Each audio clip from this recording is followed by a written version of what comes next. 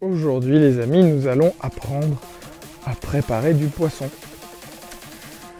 Et notamment de la truite, du saumon. On va partir du poisson entier jusqu'au fumage. Et ça c'est chouette. Allez c'est parti. À la fin de cette vidéo, partagez la vidéo. Dans un mois, je fais un tirage au sort et je vous fais gagner ce fumoir. C'est sympa non? Un fumoir ultra low-tech, on peut pas faire plus low-tech que ce fumoir. Donc là, on a le fumoir le plus accessible qui soit. Donc ça c'est plutôt chouette. Vous pourrez fumer n'importe quoi, clairement. Et donc suivez bien la vidéo, comme ça je pourrai vous l'offrir. C'est parti!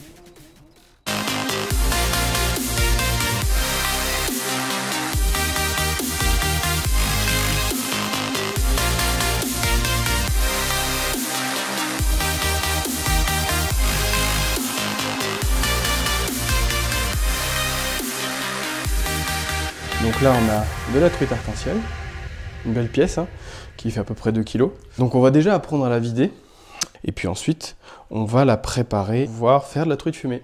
Allez c'est parti. Donc pour ça on aura besoin de plusieurs outils avec différents couteaux et une pince aussi pour pouvoir permettre d'enlever les arêtes.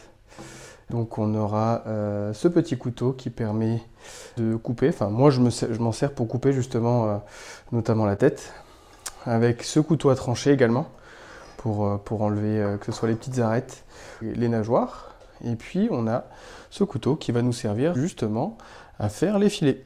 Donc on a d'un côté du saumon, que vous avez vu, et de la truite arc-en-ciel de l'autre. Donc on va préparer ces deux poissons. La truite arc-en-ciel qui vient de la pisciculture des Trois Sources, donc super pour faire des filets. C'est la bonne taille, on voit qu'elle est... ouais, elle fait la taille du saumon, donc c'est plutôt intéressant. Et comme ça, on va pouvoir faire la différence entre ces deux poissons. Le saumon un peu plus connu et la truite un peu plus locale. Donc là, on va apprendre également à vider le poisson. Donc là, on a notre truite arc-en-ciel. Moi, je vous conseille de la prendre par ce côté, en fait. Donc les branchies, ce qui va permettre d'avoir une prise et de pouvoir tenir le poisson sans qu'il glisse. Bah, ce sera beaucoup plus pratique pour vous. Donc voilà, utilisez bien des couteaux bien aiguisés, c'est important. Ça évitera de vous blesser et puis ce sera forcément plus efficace. On passe par la partie anale et donc on va remonter comme ça jusqu'en haut. Voilà, donc comme ça vous avez une ouverture sur tout le poisson qui va vous permettre de voir l'intérieur du poisson bien sûr. Et donc voilà, ça on va pouvoir l'enlever. Donc là de ce côté-là, c'est relié bien sûr à l'anus. Donc ça, on va pouvoir le faire sauter. Avec, hop. Voilà. Et ensuite, on va tout enlever tranquillement. Voilà, jusqu'en haut. Donc après, bien sûr, il y a énormément de techniques. Moi, je vous montre comment je fais. Après, vous pouvez faire vraiment comme vous le souhaitez, tant que ça fonctionne. Et n'hésitez pas d'ailleurs en commentaire si vous avez d'autres techniques, si vous voulez partager des choses. Le but, c'est ça, c'est vraiment de partager. Donc là, on va couper, parce qu'on est relié à l'œsophage. Hop. Voilà. Donc ça, on le met de côté. Vous allez avoir une partie noire qui va être sur la colonne vertébrale, protégée en fait par une petite partie assez facile à enlever. Donc là, avec le pouce, en fait, vous allez faire sauter cette petite pellicule. Et donc vous mettez le poisson vers le haut comme ça, ce qui vous permet de garder le liquide noir dans le poisson. Et ensuite, vous le videz dans un réceptacle que vous avez mis à côté. On va prendre sous la nageoire qui est à côté de la tête. Et donc on va trancher comme ça. Voilà. Une fois qu'on a fait la moitié du poisson, on va le retourner. Et on va repartir et faire exactement la même chose. Et là, sectionner l'arête qui sera l'arête de la colonne vertébrale en fait, tout simplement. Donc les filets, c'est très simple. On le retourne dans le sens qui nous paraît le mieux. Après, à force d'en faire, vous allez voir, vous allez acquérir des techniques qui vont vous permettre d'aller plus vite et de faire les choses plus facilement. Alors moi, j'utilise généralement ce couteau à trancher pour faire les filets. Mais vous pouvez également utiliser le couteau qui est prévu pour ça, qui est ce couteau-là, et qui est beaucoup plus souple. Donc ça, c'est plutôt intéressant pour faire les filets. On va le faire avec celui-là pour vous montrer.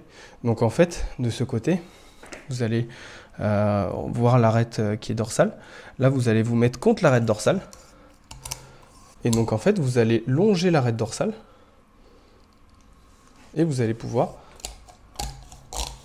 Donc voilà, on a notre filet qui est fait en fait, tout simplement. Donc là, on a notre filet, on va le stocker. On va le mettre de côté. Et puis après, on va pouvoir le préparer à notre convenance. Donc on voit qu'il est très orangé. Donc voilà, là c'était un aliment à base de carotène. Donc effectivement, on a cette couleur un petit peu orange qui fait penser au saumon. Mais en beaucoup moins gras, vous allez voir tout à l'heure, quand on va faire le saumon aussi, vous verrez que le poisson est vraiment plus gras que de la truite arc-en-ciel. Donc voilà, là on a fait un filet. Donc on le stocke de côté, hop, et on va faire le deuxième filet. Donc vous voyez là, on voit qu'on n'a pas eu trop de pertes. Et puis même la perte qui reste là qu'on a, on va pouvoir la garder pour faire de la rillette de truite ou bien voilà, faire des pâtes à la truite. Ça c'est plutôt sympa aussi pour agrémenter un peu le quotidien. C'est toujours sympa et puis ça évite de jeter quoi. Donc voilà. Donc pareil, on va se mettre contre l'arête dorsale, la colonne vertébrale. Et on va longer. Vous voyez les arêtes qui craquent là, ça c'est le bruit des arêtes qui sont sectionnées en fait par le couteau. Donc ça veut dire qu'on est sur la bonne direction. Et voilà. Donc on a notre deuxième filet. Voilà. Donc là on a des filets qui sont assez propres, hein. Je suis pas un professionnel, mais ça va très très bien quoi. Il n'y a pas besoin d'être une fine lame pour pouvoir faire ça. C'est vraiment très simple, comme vous pouvez le voir. Et donc à force de le faire, bah voilà, on y arrive. Hein. Vous allez voir au bout de quelques mois, quelques filets, vous verrez, ça va assez vite. Et puis voilà, pareil, on stocke de côté. Hop, là on a nos deux filets qui sont plutôt propres. Voilà. Alors du saumon. Voilà, donc on voit qu'il y a une robe qui est beaucoup plus claire. C'est un salmonidé, pareil, donc c'est la même famille. On voit que là, il a déjà été vidé. Je me suis fourni en poissonnerie, donc rien d'incroyable. On voit pareil que ça reste toujours un poisson. Alors on voit que effectivement, il reste frais. On voit l'œil qui est quand même assez clair. On voit aussi que les branchies sont quand même assez claires.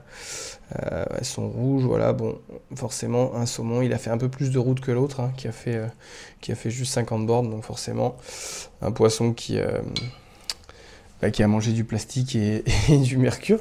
Hein. Mais bon, voilà, ça reste quand même un bon poisson. Après, voilà, moi, mon choix, vous le connaissez. Vous savez que je préfère les poissons d'eau douce. Après, il y a une question de goût aussi. Hein.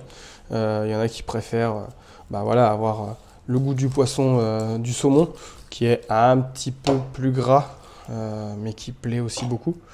Donc après, bon, votre choix, vous le faites en connaissance de cause. Vous savez comment c'est produit un petit peu, hein, et ce que ça mange. Donc voilà. Donc voilà, après, une chair qui est bien charnue aussi sur le saumon, qui est intéressante. Et après, pareil, exactement même manœuvre, on va faire notre filet. Donc voilà, on va se positionner. Donc voilà, on a fait sauter la tête déjà. Et là, on va se positionner contre l'arête, contre la colonne vertébrale donc. Et on va pouvoir longer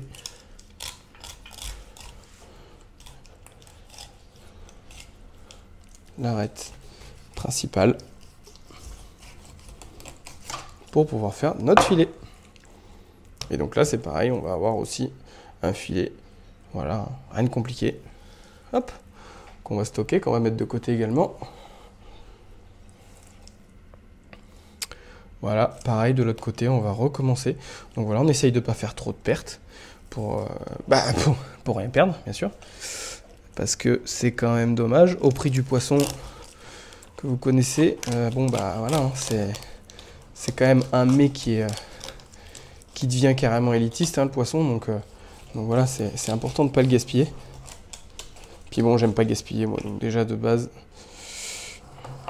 c'est toujours sympa. Et puis après, avec le temps, bah, moi je vais m'améliorer. Et puis vous allez vous améliorer aussi à force d'en faire. Vous allez voir, c'est vraiment, somme toute, très rapide, très facile. Donc voilà, hop, on enlève les petites nageoires. Voilà, donc on a cette nageoire aussi qu'on va faire sauter. Parce que moi je mange pas les nageoires. J'aime bien tout manger, mais là franchement les nageoires, c'est pas incroyable en termes de goût. Hop, donc on fait sauter les nageoires. Donc voilà, on a un filet qui est assez propre. Hop. Donc après vous pouvez faire sauter aussi le gras qui est en partie basse du filet. Hop. Et puis ça vous fait un truc un peu joli aussi. Tant qu'à faire, si on peut faire un peu d'esthétisme aussi. Présenter un joli filet, c'est toujours sympa aussi.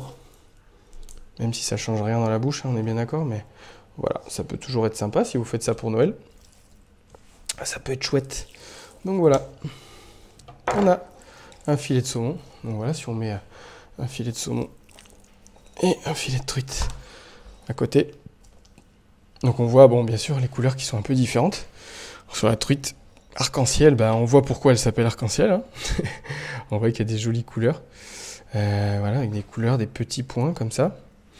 Bien sûr, c'est deux poissons qui ont des écailles, mais qui sont toutes petites. C'est pas forcément nécessaire de les enlever, moi je les enlève pas. Parce que il y a déjà un super mucus qui est dessus, ce qui permet de pas être emmerdé. Vous voyez, je passe dessus. Même si je passe à rebrousse-poil, bah, j'arrive pas à soulever des écailles parce qu'il y a vraiment le mucus qui permet de pas accrocher. Donc voilà, sur le saumon c'est pareil. Sur le saumon un peu plus, on sent que c'est un peu plus rugueux si on passe à rebrousse-poil, mais bon, c'est quand même pas non plus foufou. Et puis là, au niveau chair, on va pouvoir vraiment voir la différence. Donc là, effectivement, bon, là on voit. Alors ça, c'est de la truite arc-en-ciel, hein, du coup. Donc on voit que, bah voilà, effectivement, voilà, c'est vraiment de la truite, ce qu'on appelle la truite saumonée. Donc voilà, elle est très très rouge. Là, le saumon, on voit qu'il est même plus clair que la truite arc-en-ciel. Donc voilà, on voit un petit peu la différence. Après, au niveau des arêtes, hein, c'est un poisson qui est identique, il a la même morphologie. Comme ça, vous avez vraiment vu la différence de voir deux filets différents. Alors, c'est du salmonidé, mais effectivement, là, on a une truite arc-en-ciel et on a un saumon atlantique. Donc là, on va devoir enlever les arêtes, tout simplement, du poisson. Donc là, avec le doigt, on regarde un petit peu où ils sont situés. En allant à rebrousse-poil, on va voir qu'il y a des petites arêtes qui sortent.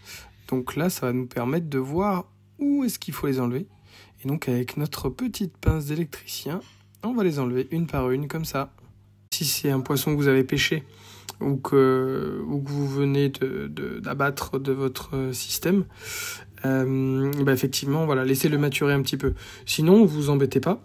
Si c'est un poisson que vous avez acheté en poissonnerie, il a déjà eu du transport, donc vous pouvez le faire tout de suite. Là, par exemple, sur du saumon comme ça, voilà, on a pu le faire directement. Et on voit que la chair, elle est très tendre. Donc c'est plus facile à enlever les arêtes, hein, tout simplement. Cette étape, vous pouvez le faire dès que vous avez salé votre poisson. Comme ça, ça vous permet déjà d'avoir un poisson qui, effectivement, le sel a enlevé l'eau. Donc c'est plus facile, vous avez un petit peu plus d'écart entre les chairs. Et donc vous pouvez tranquillement enlever vos arêtes. C'est un peu plus facile. Donc voilà, et là on contrôle en fait qu'il n'y ait plus d'arêtes. Donc là on voit que tout va bien. Ensuite, on met du sel dans notre plat en inox pour pouvoir accueillir les filets côté peau, pour pouvoir sécher en fait le poisson. C'est une étape qui est absolument importante avant de partir au fumage. Donc ça va permettre d'enlever tout ce qui est humidité dans le poisson et d'avoir une conservation qui va être plus longue. Donc voilà, on met à peu près 2 cm. Et ensuite, on vient mettre nos filets collés les uns aux autres pour pouvoir les passer au sel. Donc en fonction de l'épaisseur de votre poisson, la durée sera plus ou moins longue. Là, pour ces filets de cette épaisseur-là, on va partir sur 8 heures de salage. Il y a d'autres techniques, si vous voulez aller voir un petit peu sur internet, vous en verrez d'autres, notamment le salage sous vide. Nous, on va utiliser celle-là, c'est la plus simple et c'est la plus accessible pour tout un chacun, donc c'est plutôt sympa. Donc on met du sel, du sucre. Pour les proportions, j'ai pas forcément d'indication à vous donner. Faites un petit peu à votre convenance.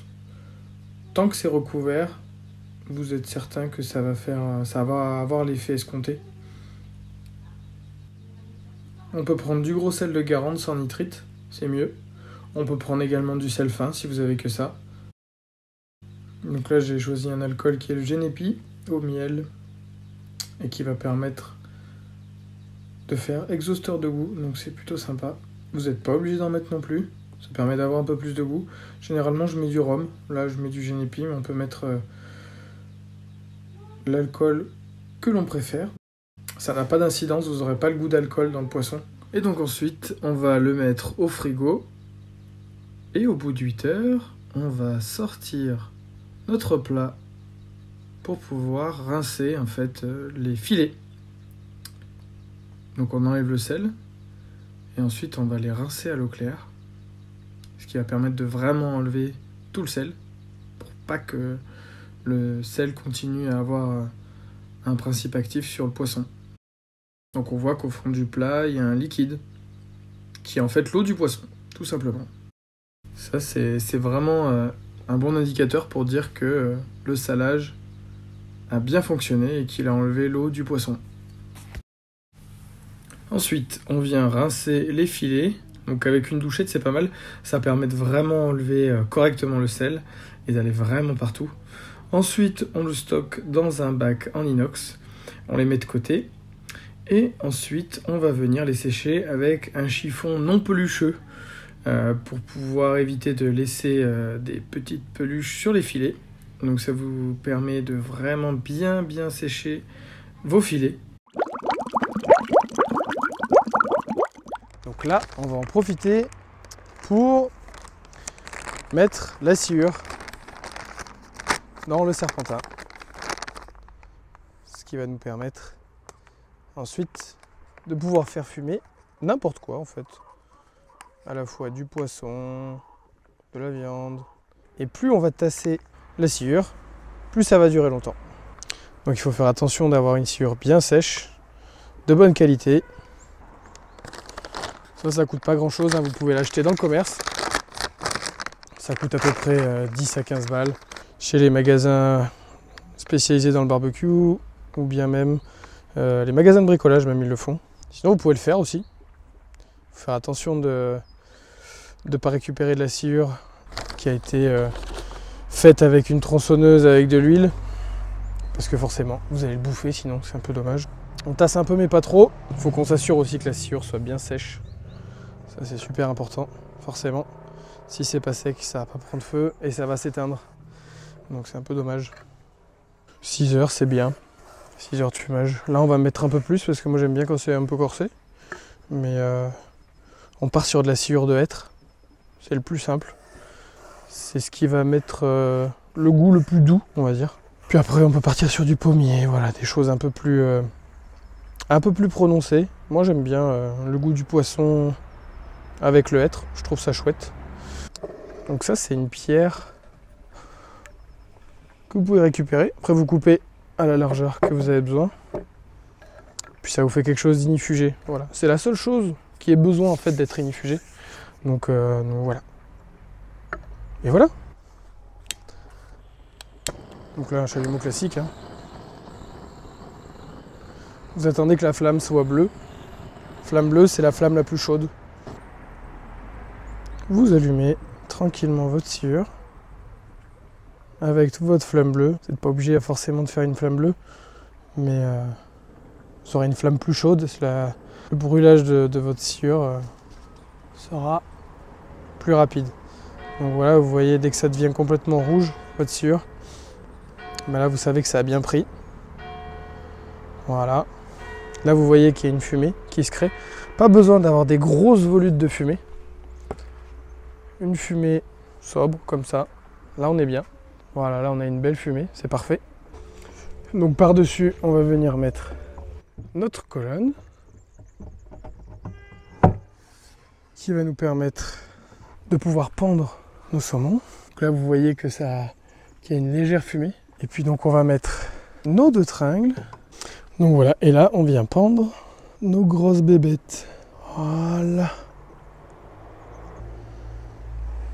Et voilà. Pef! Un fumoir low-tech. Un fumoir à froid. Et donc voilà, après 6 heures de fumage, on a fini. Donc vous avez vu tout ce qu'il fallait faire pour faire fumer votre poisson. Donc pour les points clés du fumage, on n'oublie pas, donc on reste en dessous de 26 degrés parce que c'est du fumage à froid.